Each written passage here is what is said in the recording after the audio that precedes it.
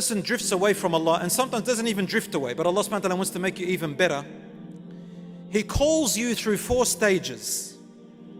In other words, Allah gives you da'wah through 4 stages. Da'wah means an invite. Allah invites you back through 4 ways. The first way is the easiest way, that is for everybody. Every single one of us in this room and around the world gets this first stage for free.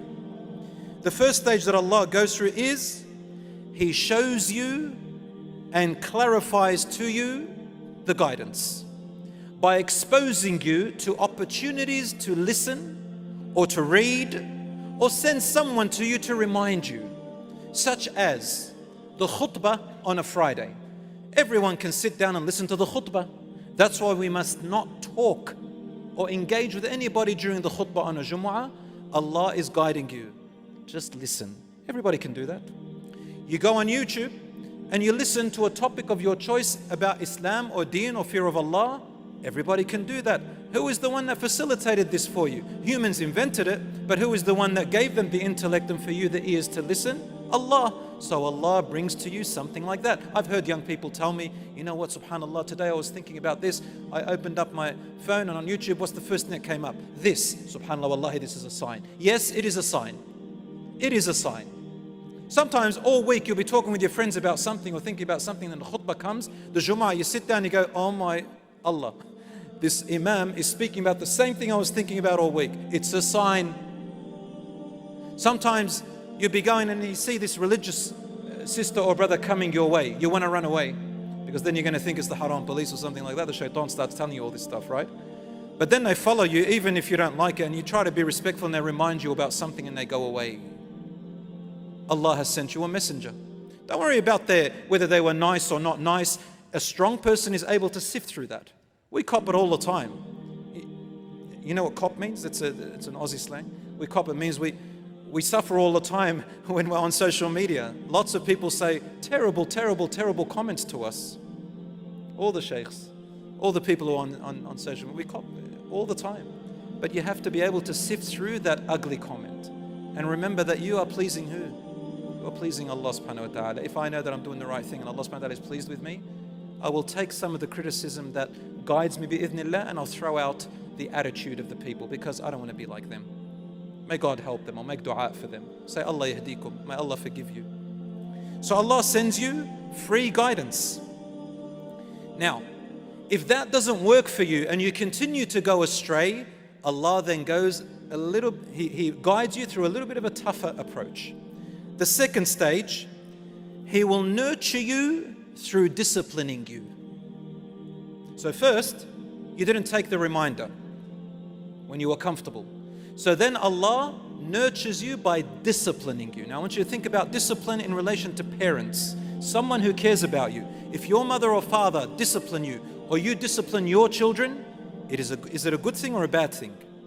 Of course, with the correct way of disciplining, with care and compassion. You will appreciate that your parents disciplined you in order for you to be principled through care and love. Even sometimes it may be harsh for you, such as confiscating your phone or confiscating your whatever is distracting you. So Allah nurtures you through discipline. How? He will bring a problem into your life. He will bring what? A problem, a challenge into your life. And we all know that humans learn best through what? Through problems. When you learn maths, who's a mathematician here? Who learns maths? Everybody learns maths. Who likes maths? I hate maths. But if you love maths, mashallah, you're a brain. How do you become a good mathematician? Isn't it through problems? That's what we call them. Call them problems. Call them problems because once you get through that problem, you're going to feel amazing. You conquered that problem. So Allah gives you a problem. And that's how Allah subhanahu wa ta'ala dealt with all the prophets and messengers and the companions. So if you have a problem, know that Allah subhanahu wa ta'ala is guiding you. Take it in a good way. Now, that problem is going to be your medicine. And once you overcome it, inshallah, you're going to be much stronger and better. So Allah gives you a problem, a learning curve, a wake-up call. Somebody might get sick in your family.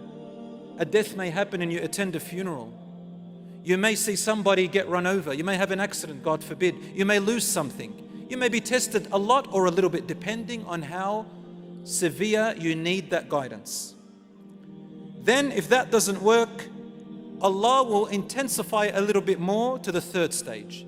The third stage is He will bring you something compelling. The problem is up to you how you want to face it. But when He brings you something compelling, it means it's something that you must face. You have no way to avoid it. You have to face it. It could be a court order. It could be a fine. It could be someone that's facing you and you have to deal with that. You can't run away from it. It could be anything like that. It could be a sickness, God forbid. Anything like that is compelling. A suffering and a minor punishment. Allah says, and we shall surely let them taste a little bit of punishment or a little bit of hardships in this world. And Allah calls it adna, which means the lower test. Before the bigger test, the bigger punishment comes. Why? Allah says, لَعَلَّهُمْ يَرْجِعُونَ, in the hope that they will return. So why are little punishments happening to you in this world? In the hope that you may what? Return. So you can stand up again. If that doesn't work, no reminders, no problems, no compelling situations, over and over and over, and they accumulate, and we decide to run away from Allah to everything else to numb our desires and our fears, drugs, alcohol, crime, God forbid, haram images, haram relationships. I hear of some youngsters, they run away from their parents because into a relationship. This is toxic. The first guy that talks to her, she says, I can't wait to get out of this toxic family. I hate my dad, I hate my mum. And then she runs off with the first guy who takes her, I want to run away, take me away, thinking he's her Jannah.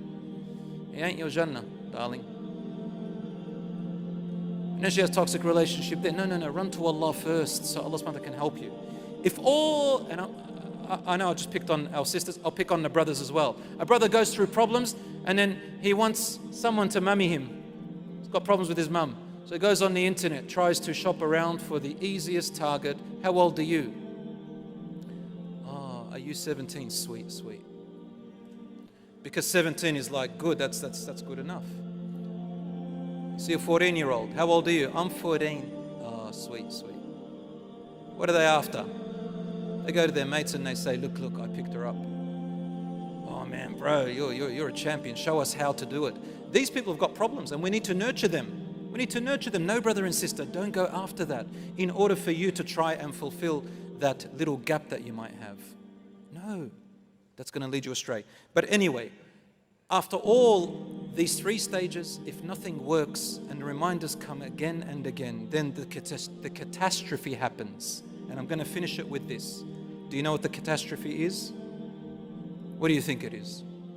Huh? What do you think the catastrophe is? If all the reminders come to the person and the person does not wake up and return, what is the catastrophe that Allah brings you? You might think death, sickness, Allah's going to send a lightning bolt, a lightning on you, someone's going to murder you, someone's going to go from your family, something terrible is going to happen, you're going to lose your business. No. None of that is going to be the catastrophe. You'll be surprised to know that the final catastrophe will be Allah just lets you go. He just lets you go. Do whatever you want. Make as much money as you want. Fulfill your every piece of desire that you ever wanted. So Allah lets you go to the dunya, to your desires, to everything. We do not want to reach that stage because that means that Allah is no longer with us. He has abandoned us because we abandoned Him. And the only thing we'll receive is a temporary, ugly world, and even the world will turn against you. As for the hereafter, there'll be nothing left. And that's why Allah says, وَلَا تَكُونُوا كَالَّذِينَ نَسُوا اللَّهَ فَأَنسَاهُمْ أَنفُسَهُمْ أُولَٰئِكَ هُمُ الْفَاسِقُونَ. Do not be like those who forgot Allah, so Allah made them forget who they are. These are truly the ones who are corrupt. But rather, we want to be among those whom Allah subhanahu wa ta'ala loves, and we love him, and inshallah we get the best of both worlds here and in the hereafter, inshallah.